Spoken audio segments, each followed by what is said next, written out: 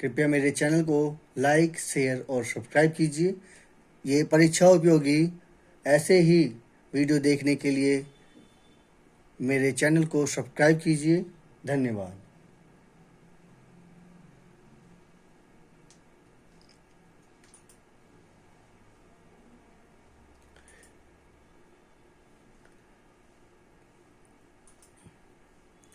यह वीडियो समीक्षा के तौर पर पेश करना इसका मेरा उद्देश्य है।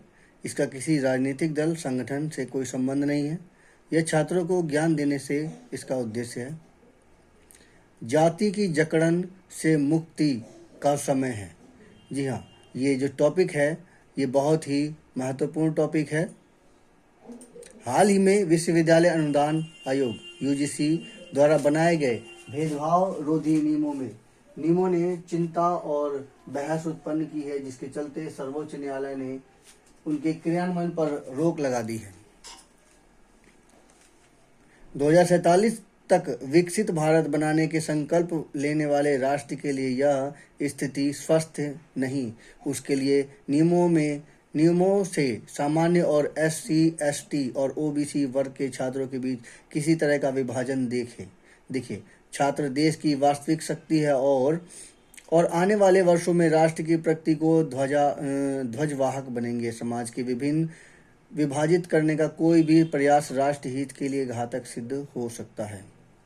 समाज को विभाजित करने का कोई भी प्रयास राष्ट्र हित के लिए घातक सिद्ध हो सकता है। कहीं तो यह विभाजन फायदेमंद होता है और कहीं यह विभाजन नुकसानदायक होता है। उस समय यह जाति प्रेत पर विचार करने का है। यह समय उस जाति प्रेत पर विचार करने का है जिससे सदियों से सामाजिक सद्भाव को प्रभावित किया है। विभाजनकारी प्रवृत्तियां न केवल सामाजिक समरसता को कमजोर करती हैं, बल्कि युवाओं की प्रतिभा, विकास और सार्थक राष्ट्र निर्माण में उनकी भूमिका को भी बाधित करती हैं। आप सभी ने देखा होगा, महाभारत में कर्ण इसी जातिगत भावना की वजह से बेकार हुआ और लास्ट में अंत में युद्ध में मारा गया। और इसी जातिगत भेदभाव की वजह से एकलव्य को ज्ञान नहीं दिया गया। यही वो जातिगत भेदभाव है। और ये समाज से जाना बहुत ही मुश्किल होता जा रहा है, और नॉट ओनली हमारे भारतीय समाज से बल्कि और विदेशी समाजों में भी यही हाल है। राष्ट्र हित के लिए जो ठीक हो वही महत्वपूर्ण है। तो यहाँ पर जातिगत भेदभाव को दूर करना एक बहुत ही महत्वपूर्ण घटक है। देखिए, सबसे बड़ी बात है जातिगत भेदभाव। तो ऐसा समझ लीजिए कि कोई भी नॉलेज है या कोई भी मतलब इंस्ट्रूमेंट है वो हमारे देश में आ रहा है जिससे हमें प्रॉफिट हो रहा है, उसकी तरफ हमें पब्लिक को भगाना है, चाहे वो SC हो, ST हो या OBC हो या जनरल हो। और अगर उसमें भी जातिगत कास्टिंग की डिवाइडेशन हो जा रहा है तो इसमें जो वर्ग पिछड़े हुए हैं उनको ये देना फ़ायदेमंद होता है। लेकिन सबसे महत्वपूर्ण बात ये है कि हमारा अपना प्रोडक्ट कैसे लॉन्च किया जाए ताकि हमारे अपनी ग्रोथ हो सके। आप यहाँ पर मतलब कंसेशन दे देते हो, ठीक है, सरकार चलाने के लिए ताकि वोट मिल सके। सीधी बात यही है कि वोट मिल सके बाकी बिरादरियों से, उसके लिए आप इसमें आप छूट दे देते हो। लेकिन वास्तविकता ये है कि आप उन्हें इस प्रकार से दक्ष योग्य नहीं बना पाते कि वो अपना प्रोडक्ट बना करके विदेशों में भेज सकें।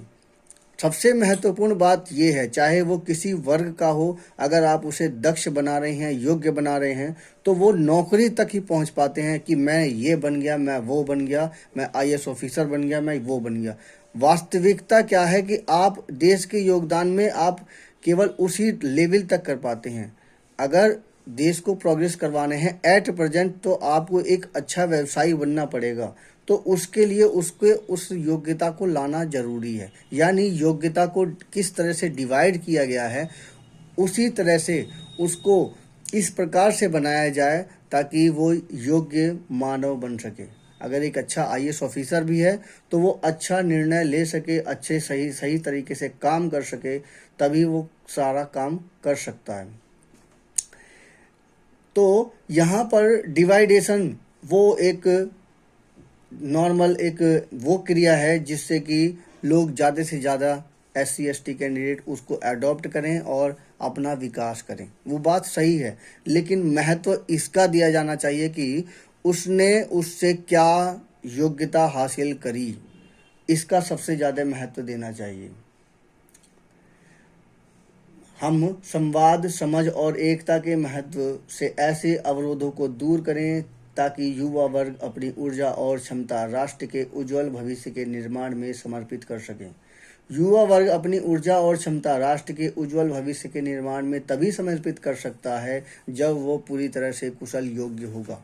आप UGC के माध्यम से जनता को डिवाइड, जो उनमें जो सीखने वाले जो छात्र हैं उनको जनरल, SC ST OBC के रूप में डिवाइड तो कर देते हैं, परंतु महत्व इसका है कि वो कितनी योग्यता अर्जित कर देते हैं।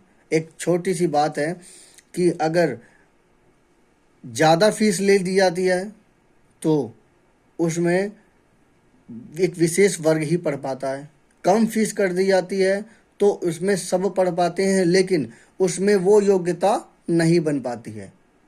आप समझ सकते हैं कि और उसमें भी कुछ प्रतिभाशाली होते हैं जो अपनी योग्यता बना पाते हैं।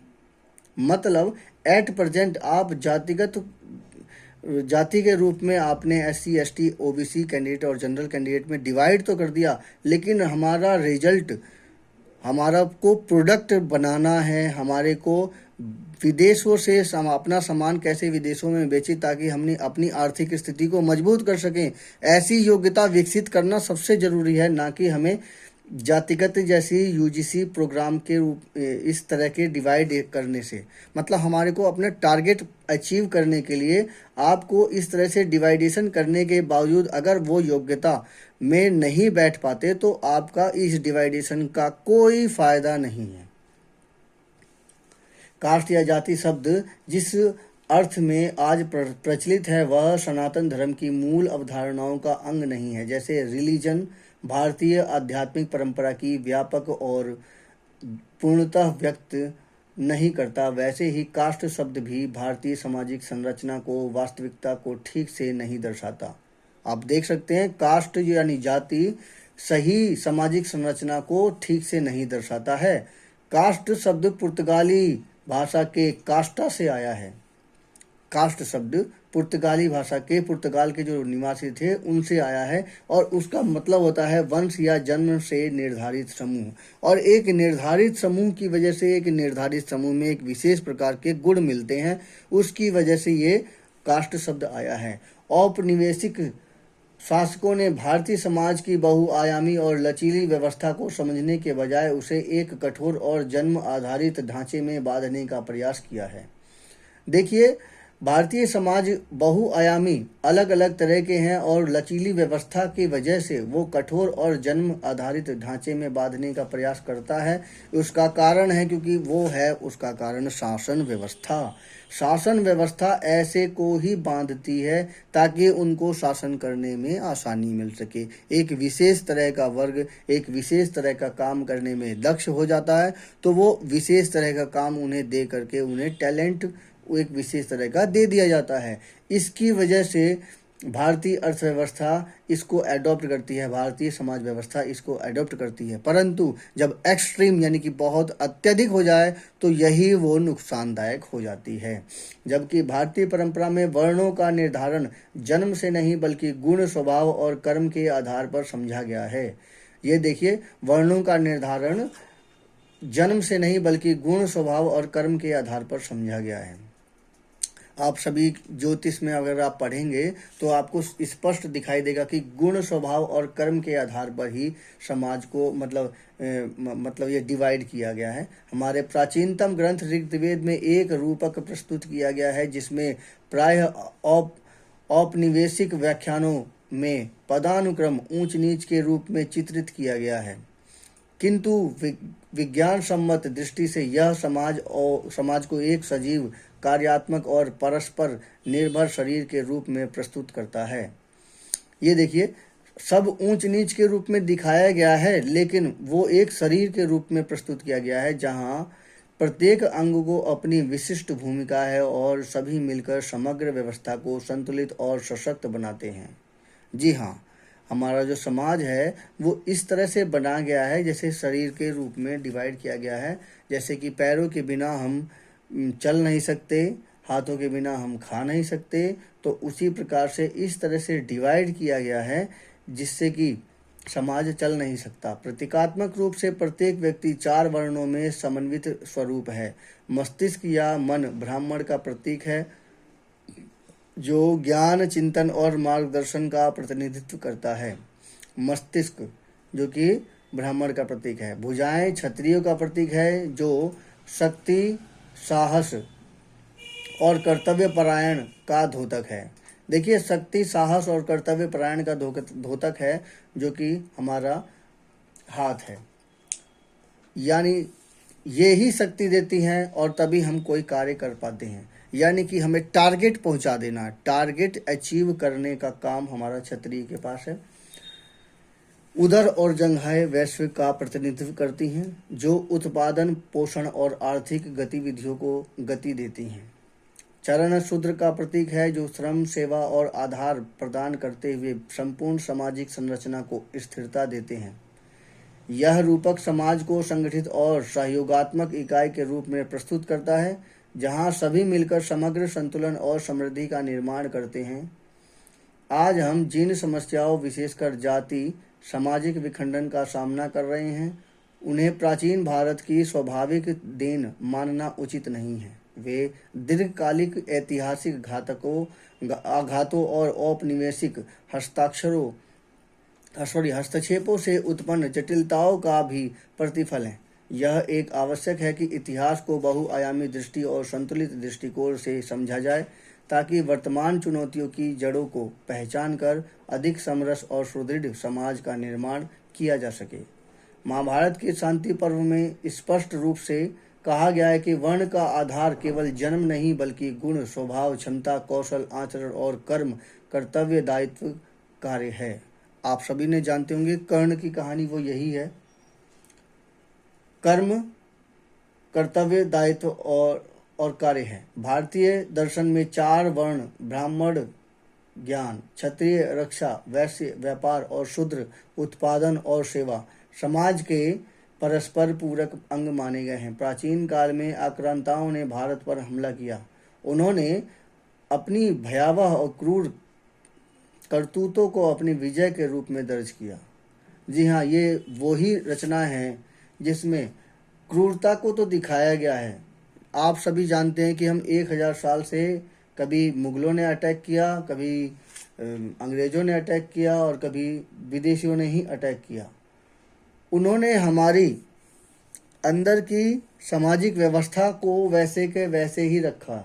देखिए, सनातन संस्कृति की जड़ें इतनी गहरी थी कि उनके बीच ऐसे नायक उत्पन्न हुए जिन्होंने आक्रांताओं को चुनौती दी, उन्हें पारस्परस किया और उनकी चालों को विफल किया। फिर ईस्ट इंडिया कंपनी ने चालाकी और बल का इस्तेमाल कर भारत पर कब्जा किया और हमें ब्रिटिश उपनिवेश बना लिया।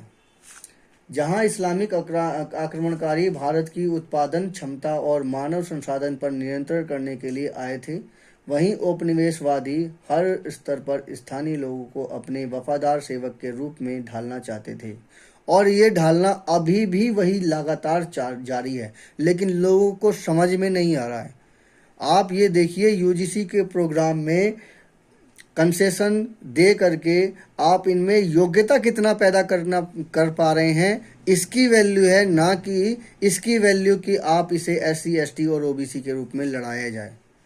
आपका जो मेन टारगेट है वो अचीव करना है कि आप कितने योग्य कुशल नागरिक तैयार करें, ताकि अपना प्रोडक्ट बाहर बेच सकें, दूसरे के इफेक्ट पर हम, दूसरे के प्रभाव में हम ना आ सकें।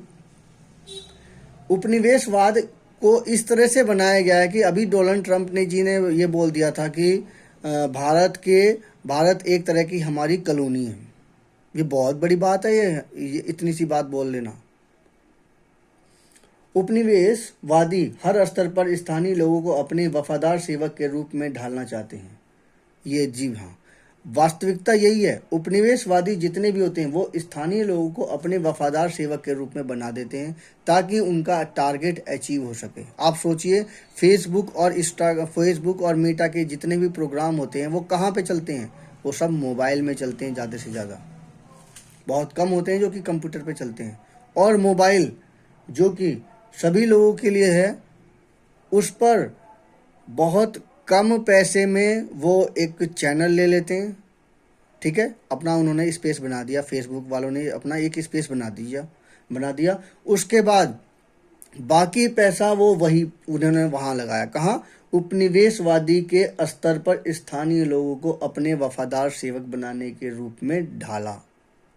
समझ सकते हैं? वो थोड़े के चैनल में ही स्थापित करते हैं और बहुत कुछ बता देते हैं। मतलब थोड़े से पैसा निवेश करते हैं एक मेन टारगेट को अचीव करने में, और बाकी सब पैसा वो उपनिवेशवादी स्तर पर स्थानीय लोगों को अपने वफादार के रूप में ढालने में कोशिश करती हैं। और इसी वजह से जब बाहर की विदेशी यूरोपियन कंपनियां आती हैं वो बड़ी तेज़ी से पूरे भारत में फैल जाती हैं, जबकि हमारी इंडियन कंपनी अपने इंडिया में ही नहीं फैल पाती हैं। उदाहरण के लिए आपको व्हाट्सएप और अतातारी है। व्हाट्सएप अमेरिका की कंपनी है, लगभग बहुत बड़ी आबादी व्हाट्सएप पर डिपेंडेंट है, पर अताताई को कोई भी नहीं कोई भी चैनल उसका यूज नहीं करता है, जबकि उसमें ज़्यादा अच्छे प्रोडक्ट हैं, अच्छी फैसिलिटी है, लेकिन लोग उसको नहीं लेते हैं। कारण हमें उपनिवेशवादी हर स्तर पर स्थानीय लोगों को अपने वफादार सेवक के रूप में बना लेते हैं। वो एक पहुंच बना लेते हैं जिससे कि अगर पब्लिक चलाएगी तो वो व्हाट्सअप ही चलाएगी, पब्लिक चलाएगी तो वो फेसबुक ही चलाएगी, बाकी वो हमारे इंडियन सिस्टम को नहीं चलाएगी। ये एक उपनिवेशवाद बनाने का एक तरीका है। हमारे इंडियन इतने दक्ष नहीं हो पाते कि वो विदेशों में जाकर के अपने अनुरूप जो है वहाँ के नागरिकों को ढाल सकें। और इसके दो फैक्टर बनते हैं। बहुत से लोग कहते हैं कि हमारे देश को तरक्की नहीं देखना चाह रहे हैं। आप ये देखिए, चाइना ने भी तरक्की करी है और इंडिया ने भी तरक्की करी है, लेकिन चाइना ने अपनी इंटरनल पावर को इतना मजबूत किया है कि उसने पश्चिमी सभ्यता को आने ही नहीं दिया है, जबकि हमारे यहाँ इस तरह से पश्चिमी सभ्यता हावी हुई है कि हमारी खुद की संस्कृति में कपड़े पहनने से लेकर खाना खाने से लेकर जॉब तक सभी चीज़ों में लगभग 80% तो कम से कम विदेशी पहुंच चुके हैं। अब आप सोच लीजिए कि कंपनी में एक वर्कर देसी वस्त्रों को पहन करके ड्यूटी तक नहीं कर सकता है, और ना ही वो कर रहा है। किसी भी कंपनी में नहीं है, सभी केवल शर्ट और पैंट में ही जाते हैं, या बनियान में, या अपने पैंट में ही जाते हैं। मतलब वही कि हमने पश्चिमी सभ्यता को एडॉप्ट इस तरह से कर लिया कि लगभग हम 80% उन्हीं के रूप में ढल गए हैं। तो हमारी संस्कृति की पहचान ही खत्म ही हो गई। स्थानीय स्तर पर भी हमारी संस्कृति की पहचान एकदम खत्म ही सी लग रही है।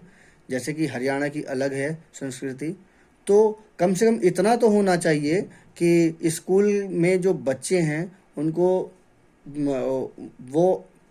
वो बच्चे और टीचर कम से कम हफ्ते में एक दिन ही पहने, स्थानीय ड्रेस पहने, ताकि अपनी संस्कृति तो बचा सकें ना। तो ये पूरे भारत में अलाउ हो जाना चाहिए, क्योंकि हमारे को ये उपनिवेशवादी जो तत्व हैं वो थोड़ा सा पैसा लगाते हैं, थोड़ा सा डोमेन ले लिया, अपनी जगह बना ली इंटरनेट पर, और लोगों को अच्छा आकर्षित करने के लिए, एक दूसरे से अट्रैक्ट करने के लिए, एक दूसरे से लिंक करने के लिए उन्होंने फेसबुक और व्हाट्सएप जोड़ दिए, और इतने से प्रोग्राम के लिए उन्होंने अपना पूरा पैसा स्थानीय सेवक के रूप में लगाना शुरू कर दिया। यानी कि दूसरों को कैसे गुलाम बनाते हैं, उपनिवेशवाद उस तरह से डालना शुरू कर दिया, जिससे कि फेसबुक और व्हाट्सएप बहुत तेज़ी से फैलने शुरू हुए।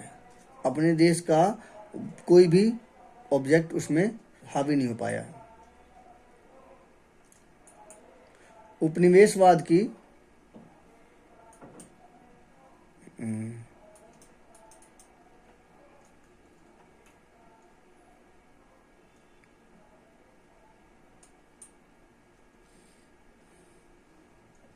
उपनिवेशवाद से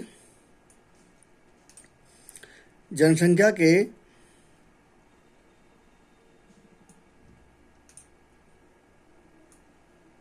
उपनिवेशवादियों को विशाल जनसंख्या की आवश्यकता थी ताकि वे अपनी ज़रूरतों के अनुसार संसाधनों का शोषण कर सकें। ये बड़ी बात है। उपनिवेशवादी जो भी होते हैं उनको विशाल जनसंख्या की ज़रूरत होती है जिससे कि वे अपनी ज़रूरतों के अनुसार संसाधनों का शोषण कर सकें, जो भी उनके पास संसाधन है उसको शोषण कर सकें। उनके सामने विविध प्रकार के लोगों में ऐसे लोगों की चुनने की चुनौती थी जो शिक्षा, प्रशासन से लेकर किसान, कारीगर, बढ़ई, लोहार आदि विभिन्न गतिविधियों और संसाधनों को संभालने में सक्षम हों। इसके लिए विभिन्न व्यावसायिक वर्गों का दस्तावेजीकरण और सूचीकरण हुआ। इस उपनिवेशवादी रणनीति में न केवल जनता के उद्यमशीलता की भावना को कमज़ोर किया बल्कि लोगों को उपनिवेशी शासन के वफादार बनने पर मजबूर किया गया। जी हाँ, अभी आपने जेनजी आंदोलन सुना था जो नेपाल में हुआ, वो यही था कि उपनिवेशवादी रणनीति के वो शिकार हुए थे। जैसे ही सोशल मीडिया बंद किया गया वो उसके शिकार हो गए और शासन ने सिर्फ पैसा ही तो मांगा था, कुछ अलग चीज़ तो नहीं मांगी थी, लेकिन उसके खिलाफ, शासन के खिलाफ हो गए थे। तो इसके लिए विभिन्न व्यावसायिक वर्गों का दस्तावेजीकरण और सूचीकरण होना जरूरी है, बल्कि लोगों को उपनिवेशी शासन के वफादार बनने पर मजबूर किया। भाई जिधर पैसा लगेगा उधर वो वफादार होंगे ही होंगे, इसलिए वफादार होने पर मजबूर इसी वजह से किया गया। अब हमारे देश में अभी मैंने फेसबुक पर ही दिखाया है, फेसबुक या व्हाट्सएप पर, जिधर उन निवेश वालों को पैसा मिलेगा लोग उधर ही जाएंगे, उसी ऐप का ज़्यादा से ज़्यादा इस्तेमाल करेंगे। इसके ढांचे में अनुसूचित जातियां, अनुसूचित जनजातियां जैसे पदनाम उभेरे, जिन्हें बाद में वोट बैंक की राजनीति और आर्थिक रूप से विभाजित कर दिया गया, जो अन्य पिछड़ा वर्ग या फिर दलित और महादलित के रूप में डिवाइड कर दिया है। देखिए ये सब राजनीति है। अगर जो भी पॉलिटिशियन आदमी अगर वो जातिगत बात कर रहा है, समझ लीजिए कि वो राजनीति कर रहा है और कुछ नहीं कर रहा है, क्योंकि राजनीति का संबंध जाति का संबंध हमारे जेनेटिक्स कोड से है। बस मोटी बात ये, उसका ग्रुप से नहीं संबंध होना चाहिए। समय के साथ हमारी आर्थिक जीवंतता, धार्मिक शासन और सांस्कृतिक समरसता की नींव कमज़ोर होती गई। आज के युवाओं के लिए समय आ गया है कि वे जाति, पंथ और उपनिवेशिक विरासत के बंधनों को तोड़े और एकजुट होकर उस मातृभूमि के गौरवशाली उत्तराधिकारी के रूप में खड़े हों जिससे कभी भारत भूमि को दुनिया की सबसे समृद्ध और मूल्य प्रधान समाजों में से एक बनाया। युवाओं को ज्ञान की खोज, क्षमता निर्माण और कौशल संवर्धन पर ध्यान केंद्रित करना चाहिए, बजाय इसके कि वे एक दूसरे की जातिगत सीमाओं की संकीर्ण दृष्टि से देखें। मेरी ये समीक्षा कैसी लगी कृपया कमेंट कीजिए, मेरे चैनल को सब्सक्राइब कीजिए। मेरे इस चैनल पर बहुत ही महत्वपूर्ण टॉपिकों पर चर्चा होती है, उसकी समीक्षा होती है। यह आपको कैसी लगी? धन्यवाद।